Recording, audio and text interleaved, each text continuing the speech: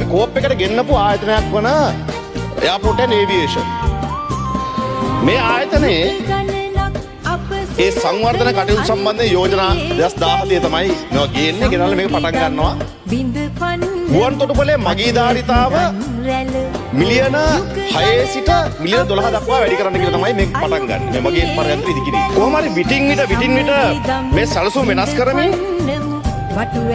සමාගම් දෙකක් වෙන මේ ජැක් කෙන්කේ කියන සමාගම් දෙකට මේ කොන්ත්‍රාත් පිරිනමලා මේවා ක්‍රියාත්මක කරගෙන යද්දී ආණ්ඩු මාරු වෙනවා.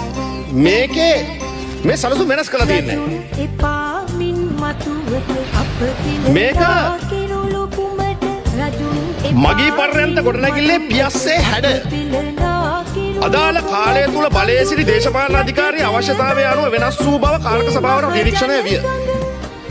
2012 වසරේදී පියස්සේ හැඩ නෙළුම් මල් පෙතිවල හැඩයට සැලසුම් කර තිබුණා. නමුත් 2015 දී ඒ අරලිය පත්‍රයක හැඩයට වෙනස් කර සැලසුම් කර තිබිනේ. දැන් මොකද්ද මේ? කලින් බලයේ හිටපු අයට තිබුණා නෙළුම් අමාරුවක්.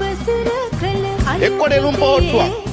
එක්ක නෙළුම් පොත් පෙත්තක්. නෙළුම් කොළුණු නෙළුම් පොකුණු. දැන් මේකත් මොකද්ද නෙළුම් හැඩයකට හදා ගන්න උවමනාවක් තිබුණා. කොහොම හරි මේ හැඩේ වෙනස් කරන්න කියලා දැන් අපිට කියනනේ ගරු නියෝජ්‍ය කතානායකතුමනි අපි මේ දේශපාලන පරිගැනීම් කරනවා කියලා. නමුත් දැන් මේ මොකද්ද? මේ පලිය අර කලින් ආණ්ඩුවෙන් පලි ගන්න විදිය මේගොල්ලෝ. මේගොල්ලෝ පලි ගන්නවා කලින් ආණ්ඩුවෙන් ඒකට මිල ගෙවන්නේ මිනිස්සු. මෙහෙම තමයි මේ මිලියන් බිලියන් ගණන් නාස්ති කරලා තියෙන්නේ. නෙළුම් මල කියන ටීම් එක සභාපතිතුමා පොහොට්ටුවේ හින්දා හැදිච්ච එකක් නෙවෙයි. මොකද පොහොට්ටුව හැදෙන්නේ 2018. 2018 තමයි පොහොට්ටුව හැදෙන්නේ. 2015ට කලින් ශ්‍රී ලංකාවට දාස්පත්. එමෙත එක්සත් ජනතා නිදහස් සන්ධාන. ඒ කාලේ තිබෙ බුලත් කොලේ. එහෙනම් අපි හදන්න ඕන බුලත් කොලේ. ඒ කියන්නේ අර නෙළුම් කොළ නෙවෙයි මොකක් හරි බුලත් කොලයක් ගහ ගන්න ඕන. එහෙම නැත්නම් අපි අර නෙළුම් අර මේක වෙනුවට ගහ ගන්න ඕන වහලේ ගහ ගන්න ඕන බුලත් කොලයක්. එහෙම එකක් උන්නේ ලංකාවේ ටීම් එකක් හැදුවා ලෝටස් කියන ටීම් එක.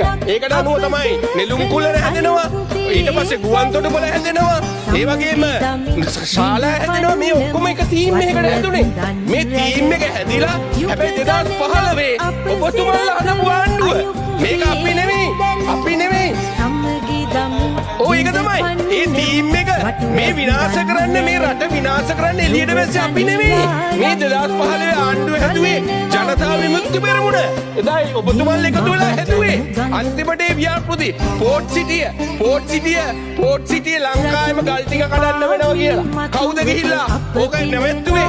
ලංකාවේ තියෙන සීගිරියක් කඩන්න වෙනවා කියලා. මේවා අහන්නකෝ. ඊට පස්සේ ගිහිල්ලා බලන්නකෝ. උමාවේ ව්‍යාපෘතිය නැවැත්තුවේ කවුද කියලා. සාම්පූර්ණ නැවැත්තුවේ කවුද කියලා. කඩු කරදගස් හෙව්වේ කවුද කියලා. අපිද? ඒ වෙහුවේ ඔබතුමාලා. මේවයි ගණන් හදලා බැලුවොත් ඩොලර් බිලියන 10කට වැඩිය පාඩු. උමාවේ විතර ඩොලර් බිලියන 480. මේවා ගැන හොයන්න සභාපතිතුමා.